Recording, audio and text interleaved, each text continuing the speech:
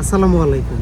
প্রত্যেক বছর স্নাতক পাশ করে 15 থেকে 20 লাখ শিক্ষার্থী পাবলিক এবং প্রাইভেট সহ মিলিয়ে যখন বের হচ্ছে, কিন্তু সেই তুলনায় কিন্তু তাদের আসলে চাকরির যোগান হচ্ছে না।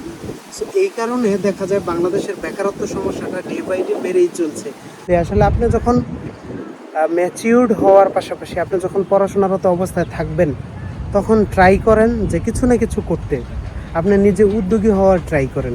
কারণ বাংলাদেশে বর্তমানে স্নাতক পাস অথবা স্নাতকোত্তর পাস করার পর তো আপনি আসলে বাংলাদেশ প্রেক্ষাপটে কোনো ধরনের চাকরি মিলছে না। সো এই জন্য যেটা করতে হবে, প্রবাসে আমার ক্ষুদ্র এক্সপিরিয়েন্স থেকে যদি বলি, ইন্টারন্যাশনাল অনেক শিক্ষার্থীদের সাথে ওঠা বসা হয়েছে।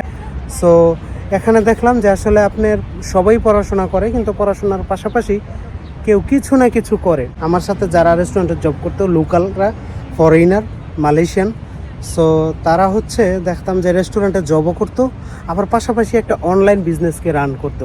কারণ মালয়েশিয়াতে আপনার অনলাইন প্ল্যাটফর্মটা একেবারে হাতের মুঠোয় বলা যায়।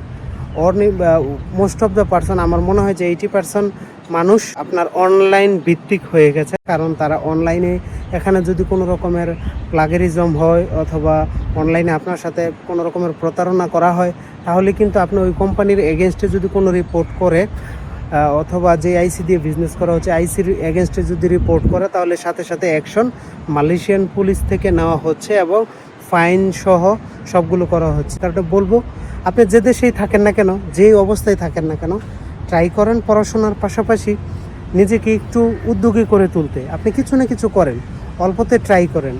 আপনি কিছু না পারেন, আপনি টিউশনি করেন। এটা দিয়ে আপনার আগামী দিনের জন্য চাকরির বাজারে যে প্রতিযোগিতা, এর জন্য আপনার অপেক্ষা করতে হবে না।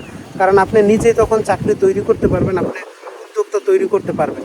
এবং যারা উদ্যোক্তা আছে, যারা স্বপ্নবাজ তরুণ, লাইফের সর্বোচ্চ উন্নয়ন, সর্বোচ্চ সফলতা ছিনিয়ে আনার জন্য সবসময় কাজ করে যায়, তাদেরকে ফলো করুন, তাদের পাশে থাকুন, তাদেরকে খোঁজ করুন।